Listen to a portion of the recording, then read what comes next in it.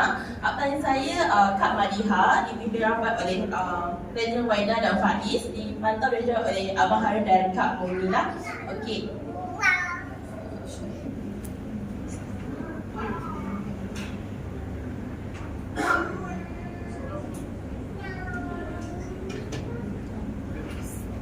Okey, tadi kita dah dengar Platinum Faiz cerita diet tapi tak kurus-kurus. Okey, sekarang kita nak tahu macam mana nak kurus. Kita nak tukar fat jadi fit. Okey? Sebelum kita nak buat sesuatu perkara, kena ada reason. Kalau tak, kita akan berhenti di tengah jalan lah. Okey, so kenapa? Kenapa nak kurus? Okey, ada siapa yang nak kurus tu kat sini? Ada ke? Nah, semua. Okey, boleh bagi sebab tak kenapa? Hati nak kurus. Sebab?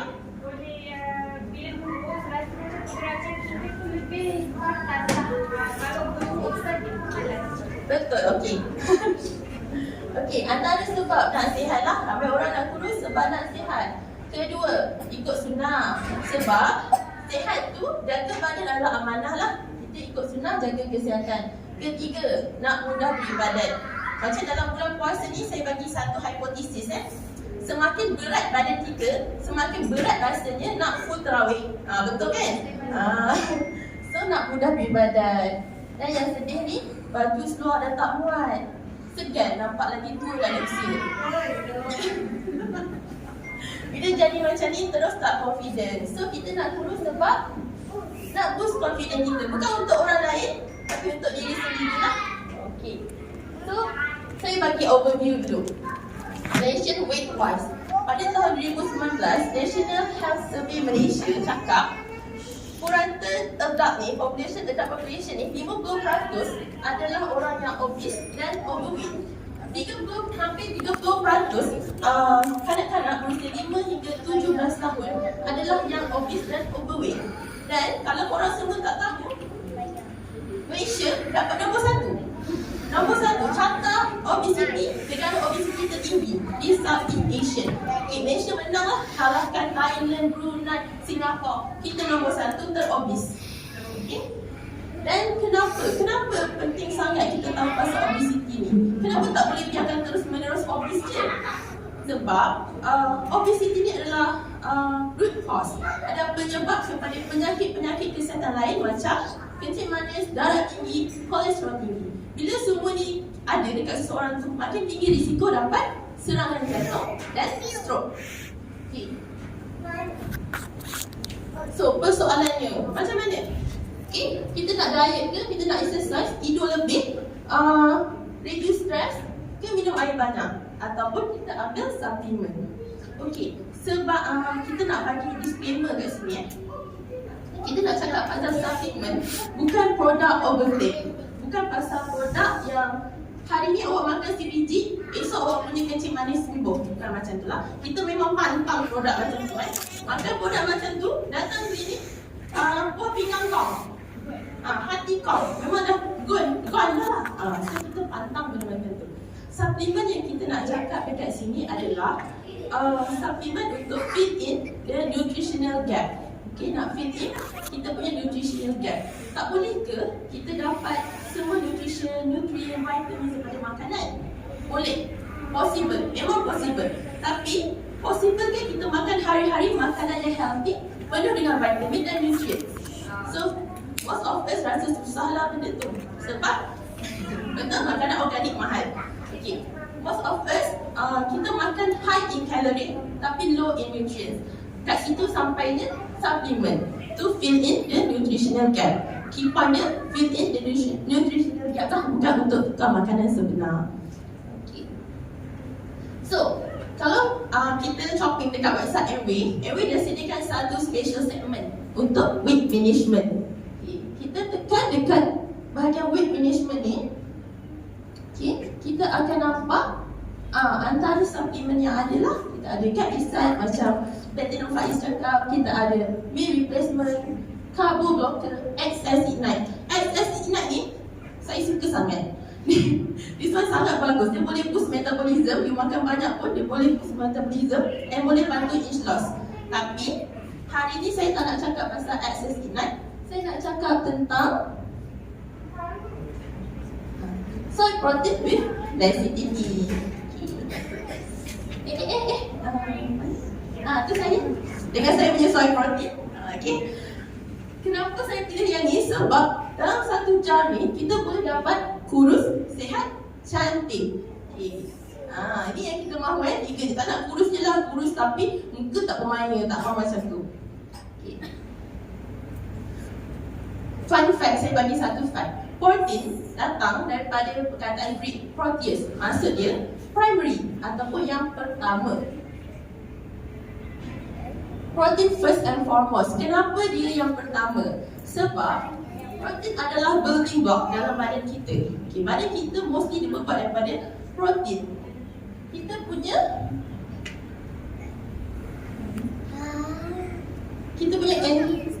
enzim.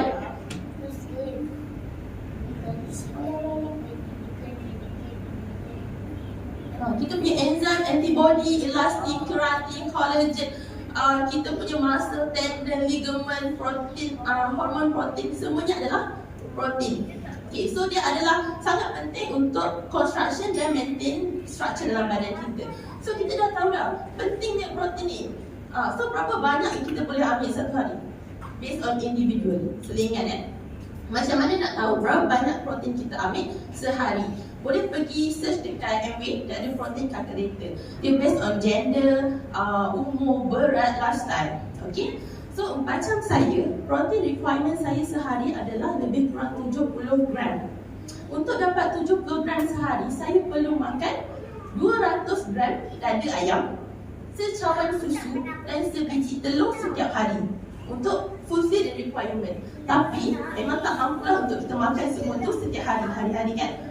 Jadi datangnya fungsi suplemen. Sebab tu kita ambil suplemen to fill in the nutritional gap yang kita tak dapat daripada makanan. So, kita tahu protein penting. Tapi, kenapa protein bagus untuk kurangkan berat badan? Sebab protein paling mengenyangkan. Antara 3 makronutrien kita ada karbohidrat, protein, lemak. Research cakap protein paling mengenyangkan antara 3-3. Kenapa? Sebab protein dia kurangkan hormon ghrelin dan tinggikan hormon beta MYY. Kalau semua nak tahu, hormon ghrelin tu senang cakap hormon lapar lah. Beta MYY tu adalah hormon yang buat kita rasa kenyang. So ada study cakap bila overweight women ambil protein lebih, dia akan kurangkan kalori yang diambil. Sebab protein ni bagi rasa kenyang walaupun kita makan sikit. Next, kita ambil protein untuk prevent muscle loss. Bila kita diet, dia akan bagi badan kita mode of starvation. Badan kita akan lapar. Bila kita lapar, badan kita akan gunakan masa-masa kita untuk jadikan energi. So, walaupun kita kurus, kita akan kekurangan muscle mass. So, kita akan jadi kurus yang flabby, yang tak fit. So, kita ambil protein, pastikan kita dapat muscle gain, bukan muscle loss lah. Next, prevent craving. Craving ni kan, semua orang kena faham. Craving ni bukan badan kita lapar, bukan badan kita perlukan energi. Craving ni adalah satu cara otak kita nak reward diri kita. Sebab tu, bila kita craving benda-benda yang tak berfaedah lah, macam sugary food, junk food, benda-benda manis. Okay. So, protein dia bantu untuk prevent craving dengan hantar signal satiety, signal kenyang dekat otak. Dan dia juga improve dopamine hormone dekat otak. Dopamine hormone tu dia adalah hormon yang involved dalam craving and also addiction. Okay? So bila kita makan protein dah tak ada dah rasa-rasa nak makan benda-benda yang tak berfaedah lah. Okay, next, protein bantu untuk boost metabolism. Pernah dengar kan? Awak tak apalah makan banyak, kurus, awak punya metabolism tinggi. Awak tak apalah lelaki senang kurus, metabolism awak tinggi. Okay, metabolism tu apa sebenarnya? Okay, kalau secara ringkas ni nak cakap, Metabolism itu adalah chemical reaction badan kita yang tukarkan makanan kepada energi. So semakin tinggi metabolism seseorang, semakin cepat dia tukarkan makanan kalori kepada energi. So tak ada excess fat yang deposit dalam badan kita. Okay, protein berbanding dengan fat dengan carbs ada lebih banyak thermic effect, lagi senang bakar kalori. So ada study lagi. Saya memang suka study ni dia rasa macam berfakta ilmiah, kita tak overclaim. Okay? Study cakap orang yang ambil high protein diet burn 260 lebih kalori. Okay. 260 lebih kalori tu nak bayangkan macam mana kita nak burn bersamaan dengan 1 jam moderate intensity exercise. Siapa tahu moderate intensity exercise tu macam mana? Cikgu? Betul. Sejam awak, sejam senam aerobik. Sejam main badminton, sejam cycling, baru habis 260 kalori. Ni rumah dia. Makan je lah protein. Banyak fungsi protein, tapi ini adalah fungsi yang kita nak tekankan hari ini lah. Next component dalam soy protein lecithin ni adalah lecithin. Yang paling famous dekat lecithin ni function dia adalah fat emulsifier, pemecah lemak. Okay. Fat emulsifier ni penting sebab bila ada satu lemak yang besar, dia akan pecahkan jadi droplet, molekul-molekul kecil, kita panggil fatty acid. Fatty acid ni badan kita akan terus guna sebagai energi. So tak ada masa untuk disimpan dekat tempat-tempat yang tak sepatutnya lah. Dia terus guna sebagai sumber tenaga. Next, dia halang pembentukan fatty liver. Dalam lecithin ada satu structure nama dia choline. Choline ni dia bantu untuk percepatkan keluar removal of fat dekat liver dan bantu kurangkan fat dekat liver. So, halang fatty liver. Dan yang paling semua orang nak adalah kurangkan kolesterol jahat, tinggikan kolesterol baik. Study cakap kalau kita ambil 500 mg lecithin setiap hari selama 2 bulan, kita dapat turunkan 42% total kolesterol dan 56.1% LDL kolesterol.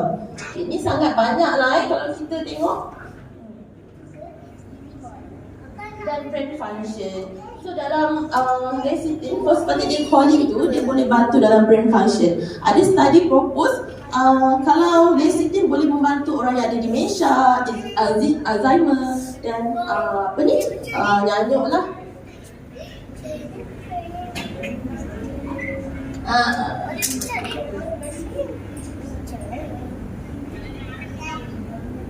Satu function dia adalah dibantu untuk kekalkan hydration kulit. So dengan lecithin kita boleh dapat kurus, sihat, cantik. Tapi tak cantik apa dia juga?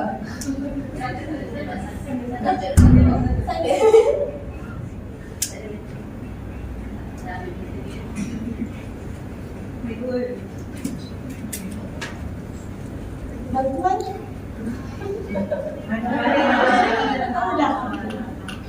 Okay. Next, last component, vitamin E.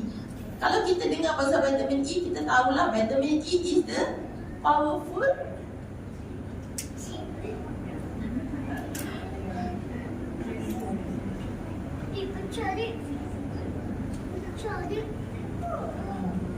antioxidant.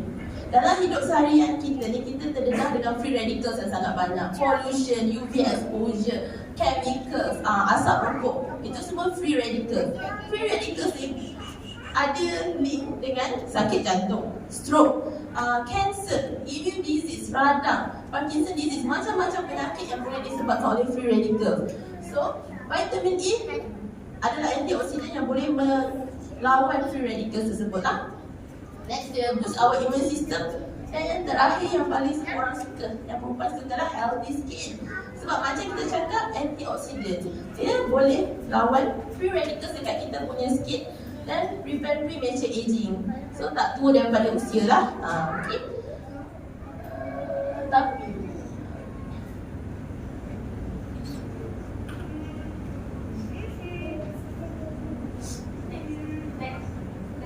mau cakap oh, okay. Okay, next.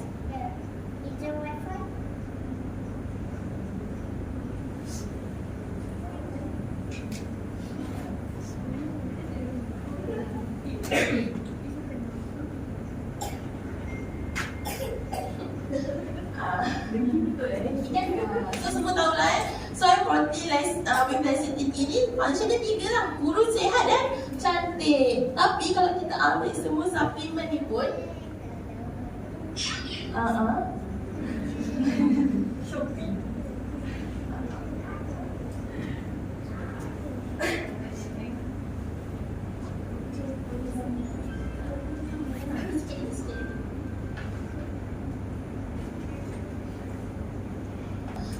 Tapi semua ni tak guna kalau makan masih seperti tiada hari esok. Sebab tu wujudnya KKM bagi pinggan suku separuh. Okey? Suku karbo, suku protein, separuh sayur dan buah-buahan. Okey, ini adalah panduan lah kalau tak tahu nak diet macam mana, gunalah pinggan ni. Okey, next.